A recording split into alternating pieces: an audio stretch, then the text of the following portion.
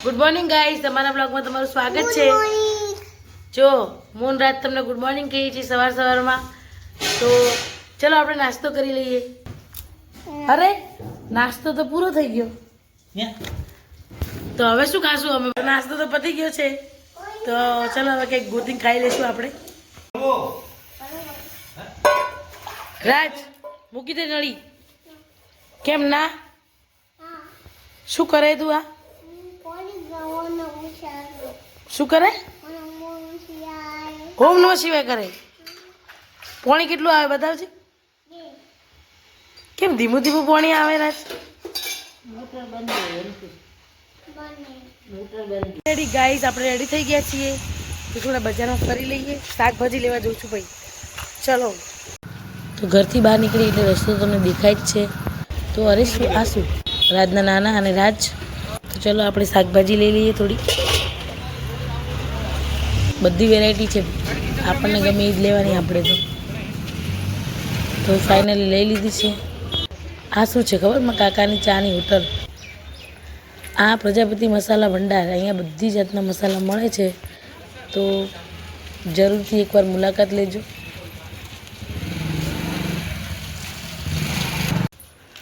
આ જગ્યા તો તમે ઓળખતા જ હશો, ખાસ કરીને આ મંદિર। આપણે શાક લઈને આવતા રહ્યા છીએ, તો ચલો ભાઈ ઘરે। કપડાં કેટલા ધોયા જુઓ ભાઈ। રાજ જોબું નહીં કહેવાતું, દ્રાક્ષ કહેવાય। શું કહેવાય? ના ધોઈને આપું, ઉભો રે।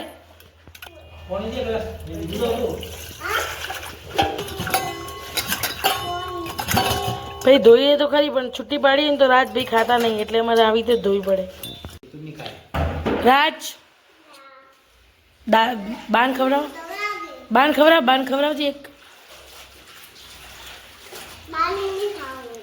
ખા પી ખવડાવ।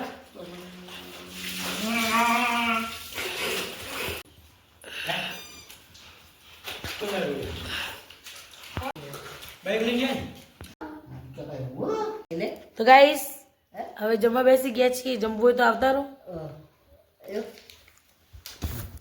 ફાઇનલી અમે જમી તો લીધું છે, પણ જો મમ્મીના ઘરે હોય કે ગમે ત્યાં હોય, આપણે વાસણ તો ઘસવા જ પડશે।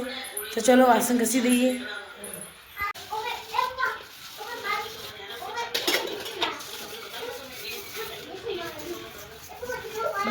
ગાઈસ ઘડીના વાગી ગયા છે 5, અને અમારે પેકિંગ કરવાનું છે, જો આટલું બધું,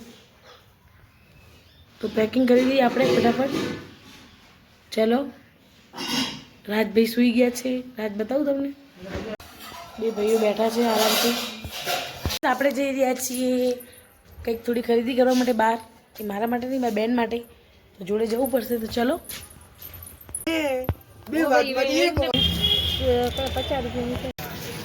ગાઈસ આપણે શોપિંગ કરી લીધી છે, તો ઘરે જતા રહીએ। મમ્મી લોકો તો જતા રહ્યા, આપણે આવ્યા હતા જેના જોડે તો રહ્યા નહીં આપણી જોડે, તો ચલો હવે। ગાઈસ આનું મંદિર પાંથાવાડામાં જોઈ શકો છો, એનો લુક તો જુઓ ખાલી તમે યાર, જય અંબેમાં।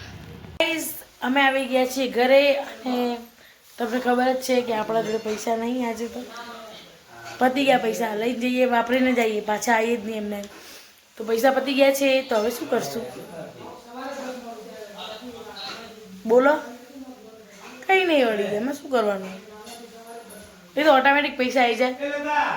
અમારા રાજભાઈ તિજોરી ખોલતા હતા, તો રાજની આંગળી આવી ગઈ છે, તમને બતાવું જો રાજ ક્યાં લાગ્યું મારા દીકરાને, અહીંયા લાગ્યું હે। અમારા મામા આવ્યા છે, અને રાજભાઈ ને મારા પપ્પા તો જોયા જ છે તમે બ્લોગમાં। તમને મારી તિજોરી બતાવું જો, મારી નહીં એટલે કે મારી મમ્મીની છે, એમાં તમને કંઈક બતાવું, વેઇટ જો મારું કલેક્શન જોઈ શકો છો તમે, કંઈ ખાસ નથી એટલું બધું ના, વેઇટ તો મારું કલેક્શન જોઈ શકો છો બંગડીઓનું। આમ કરીને બતાવું તો આખું દેખાશે તમને।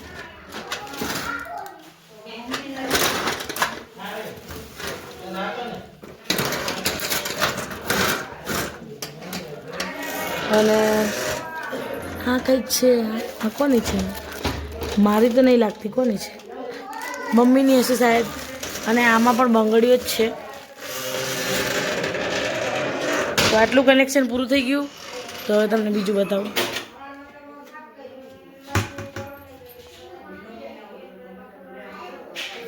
જો તો ગાઈસ અમારી તિજોરીમાં તમને કંઈ જોવા નહીં મળે ખાસ, કેમ કે અમારી બે બહેનોની તિજોરી છે આ. પણ આમાં એક ઘરની વસ્તુ આવી ગઈ છે, બ્લેન્કેટો. પછી શું કહેવાય આને, બધી આપણે મહેમાન આવે તો પાથરીએ ને એ છે. પછી અહીંયા બધા પપ્પાના અને લોકોના કપડાં હશે શાયદ. આ અમારું બોક્સ તમને બતાવી દઉં. ચલો બતાવું. મારા ચાંદલાનું કલેક્શન એટલે બહુ બધું નથી, તો કોક ખાસ છે જે મને ગમે એવા. જોયું? મારા ફેવરેટ ચાંદલા તમને બતાવી દઉં પહેલાં. આ મારા ફેવરેટ ચાંદલા છે જે મને બહુ જ ગમે.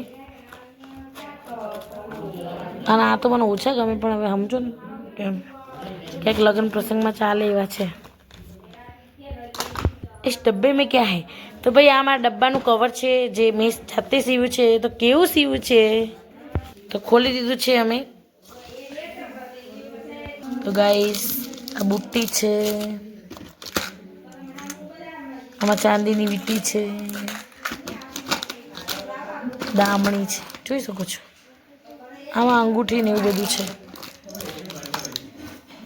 એક બોક્સ, સેકન્ડ બોક્સ. भाई खोटी हो, आ શું કે કંઠી જે ખોટી है.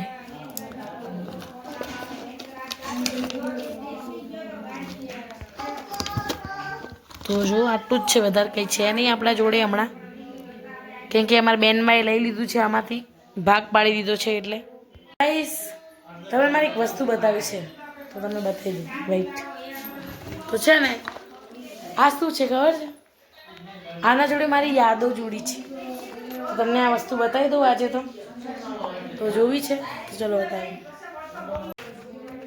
આ શું છે ખબર? આ મારી ફેવરેટ વસ્તુ છે અને આના જોડે મારા દાદાની યાદો જોડાયેલી છે. મારા દાદાના ડેથ થયા અને હું કેટલા વર્ષની હતી, બહુ નાની હતી. મારા દાદા એમ ઓફ થઈ ગયા હતા. તો અમને અમારા દાદા છોડીને જતા રહ્યા હતા, પણ એમની યાદો મારા જોડે છે. તો આ શું કહેવાય ખબર? આ કોકઠા કહેવાય. આપણામાં તો શું કહે ખબર નહીં મને. આને શું કહેવાય ખબર? કોકઠા કહેવાય. તો પહેલાં છે ને હું નાની હતી ને ત્યારના કોકઠા છે ભાઈ. મારા દાદાએ મને બનાવીને આપ્યા હતા અને આ પણ મારા દાદાએ જ મને બનાવીને આપ્યા છે. આને આપણે પેલા અમદાવાદ રમીને આપણે ચોરસ ખાનું કરીને આમ નાખવાના. તો મારા દાદાએ આ બનાવીને આપ્યા હતા, આ બનાવીને આપ્યા. તો મારા દાદાને અવસાન થયા અને તો મારા દાદાને બહુ સાલ થઈ ગયા છે, પણ એમની યાદો મારા જોડે મેં સાચવીને રાખી છે. 15 વર્ષ ઉપર થઈ ગયા છે મારા દાદાને ડેથ થયાને. તો એમની યાદો મારાથી બહુ જ નજીક છે. મને બહુ જ આ વસ્તુ એટલી વાલી છે ને કે એના આગળ છે કોઈ કિંમત નહીં આપ એમ, એટલી વાલી વસ્તુ છે. ગાઈસ તમારા બેનના લગ્ન હતા જે પૂરા થઈ ગયા છે. તો બેનબાના લગ્ન હતા, બેન બાપુ સાસરે જતા રહ્યા. ભાઈ લગ્નમાં બહુ જ મજા આવી અમને. તમે આગળના વિડીયો જોશો એટલે તમને ખબર પડી જ જશે. એમ એટલી મજા આવી કે મેં ક્યારેક એવા લગ્ન તો જોયા જ નહોતા ભાઈ. એટલી મજા આવી ગઈ એમ બહુ જ. એટલે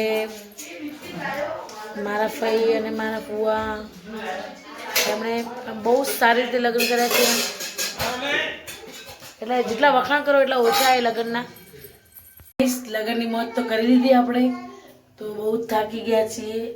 તો ચા મૂકી દઈએ, થોડી પી લઈએ. આપણે તો પીતા નહીં, બીજાને તો પીવડાવી દઈએ. તો આજનો બ્લોગ અમે અહીંયા જ પૂરો કરીએ છીએ. અમારા વિડીયો તમને ગમે તો લાઈક, શેર અને સબસ્ક્રાઈબ કરજો.